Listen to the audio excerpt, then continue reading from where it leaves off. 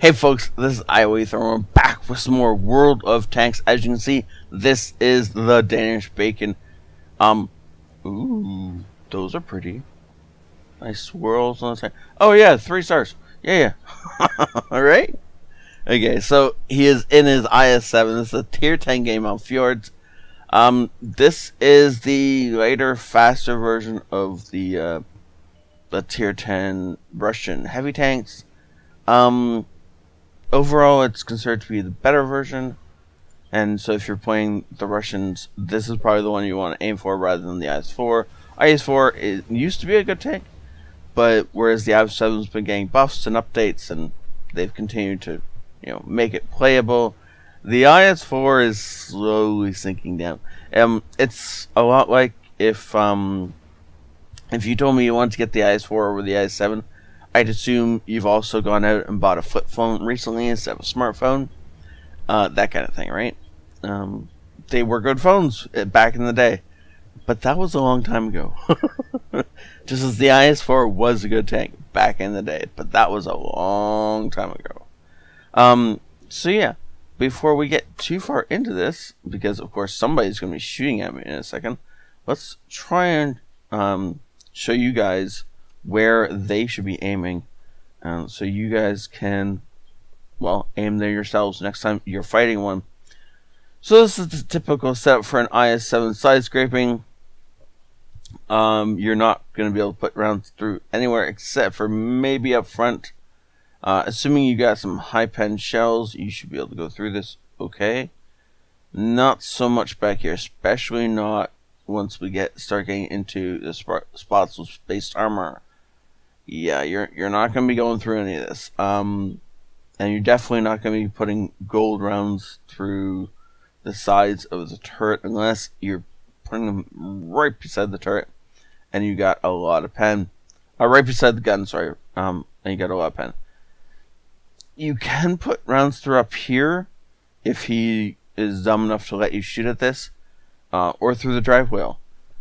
But most IS-7s are going to wait till you fire and then they're going to pull back, fire, and pull back into, or pull out, fire, and pull back in a position where, all this is hidden away again, and you can only shoot at the parts they don't care about. From the front, it's not so bad. You can pretty much put rounds through, obviously little glacis, and if you can get the side of the turret, again, not so bad. If you can get flat on, you need to make sure you're putting rounds through this gap right here. If you fire the top, you're still quite a possibility of just ricocheting off and not doing anything. So make sure you're hitting this gap right between the tracks and the little ledge, right? Obviously, back a tank is quite easy for side scraping on it. If you're in a bigger tank, where you're much higher above it, like say an E100, then you can load some HE and probably hit the engine deck at the back.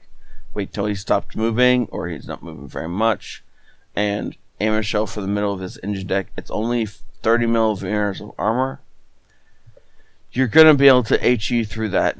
You won't necessarily pen with HE, but you should do some significant damage. Probably take out his engine, damage some components, piss him off, and make him not wanting to be facing you. And so that's really the key, is that you want to make sure that he doesn't want to be facing you anymore, and just drive him away, make him want to leave, because if he wants to leave, he's more likely to make a mistake. He's more likely to accidentally over angle his tanks, trying to swing it around to get himself out of there. He's accidentally likely to show his lower glacis in a way that you can actually pen it. All this stuff that isn't going to happen unless he's doing something stupid. 430 just gets right up there. We were spotted, so I don't know what he was trying to do or what he thought was going to happen, but obviously he wasn't realizing that we were there, or wasn't realizing that we could shoot him. Maybe he's not used to the new... No, actually, even in the old fjords, you'll be able to do something there. Scorpion G just hanging out. Okay, sure. You can only see the top of our turret. That's not going to go through. Oh, look, a guard. You poor tank. You're gonna wait till we're reloaded, obviously, and then try and start running. Yeah. Oh, and the 430's still here. And what, you thought we weren't gonna push? Ooh, there's an ISU back there. That's bad.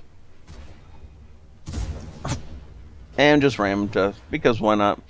ISU is already fired, apparently. And, yep, he's running away now.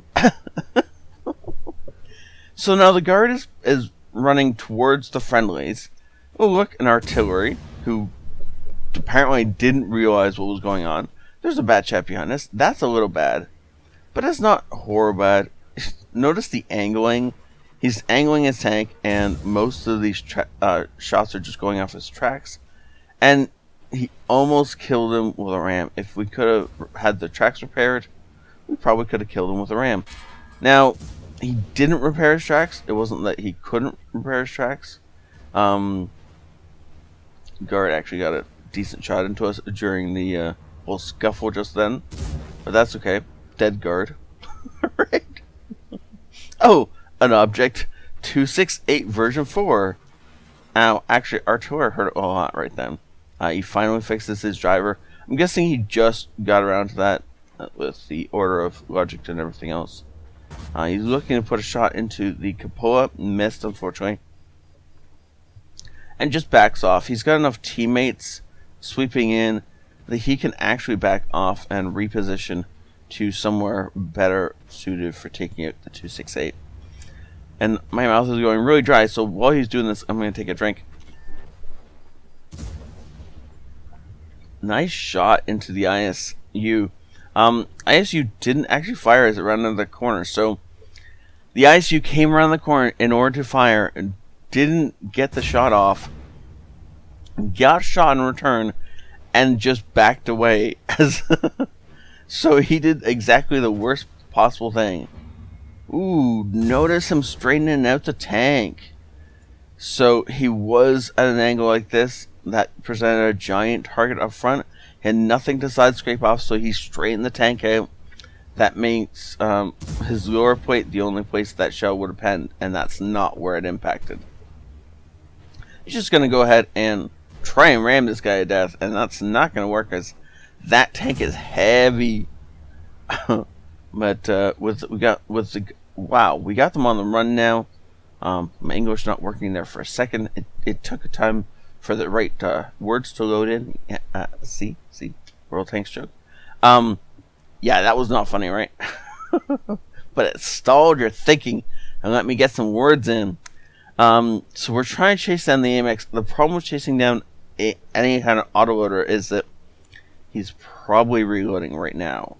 So when he decides to re-engage, he'll do so with a full clip. Anytime you're engaging an autoloader that chooses to re-engage, you're taking a huge risk because it can do one of two things. It can either just utterly obliterate you, or maybe you can kill it first, but there isn't really too many other options. It looks to me like the AMX probably went up the middle. Yeah, and around. That's a good reaction from the AMX, actually. Well done. He's going to be able to take out the Batchat artillery. And if he keeps going, he's going to be able to take out the IS-3. Oh, no, wait. That's not the 50B. That's the one that was last spotted down here. We still don't know where the 50B is. By this point in time, the 50B has reloaded, by the way. So, it's quite possible the two of them are sticking together. And we're going to end up with two... Yeah, look at that. Ally tank drowned. How did you drown? Where did you drown? How? Did you drown? Okay. So, Danish is focused... Oops, I wasn't a fixed hammer. My bad. Danish is focusing on the 50B because it's a one-shot. He can take it out with a single shell without needing to worry about it. And it's easily the most dangerous of the two tanks. Wow. That was an incredible battle. And, well played, by the way. So Danish tells me that when he was doing this battle, he'd just come off a streak of grinding his CDC trying to third market, and that was going horrendously. So he played one game in the IS-7 to just, balance out all that RNG. And so, yeah, I'd say this balanced it out pretty well, don't you? Let's jump over and see what all that experience he racked up was. Ace Tanker. He also gets the Hand of God, Spotter, Bruiser, Duelist, Fire for Effect, and Shellproof medals. He also grabs the Rattly Walters, Pascucci's, Steel Wall, and Top Gun. Wow. Wow. I didn't really notice how many guys he just walked through that game. But yeah, he did just kind of walk through a bunch of enemy tanks without really even noticing. Not top damage in the game, but I mean it's a version 4. What do you expect, right? But overall, much much better game out of Bacon. This will actually wait a second. Without these two guys on the team, this would have been a horrible game for our team. Look at that. More than half the tanks did less than 1,000 damage. Wait a second. Where do we remember that from? That's from yesterday's video, isn't it? Except Bacon had another ally doing a ton of damage as well, unlike Radford. No, wait, that was Thursday. I got the days confused. It's fine. I'm not recording these all in advance, all on different days at all. Well played though. Just under 5,500 damage. Gets a ton of spotting damage. I'm assuming that's because he was tracking things as well as just actually spotting them as he went. Yeah, the ICU is just spotting damage. These might be tracking damage, but I'm pretty sure they're just spotting for some of them. That is actual tracking damage because the only thing he did to him was knock his tracks off. With a well-placed ram, he was hoping to kill the guy, but those version 4s weigh a ton. Actually, for everything he spent, he didn't actually lose all that many credits. If he had fired one less gold round and fired one more AP round, at a soft target, then he could have walked away with some winnings. But overall, that was a great game. Thank you so much, Bacon, for sending it in. It's always a joy to see your games. Please keep sending them in. I'll watch any of your ace tankers. They're all good. Okay. Thank you all for watching. Have a great day. This is ioEther out.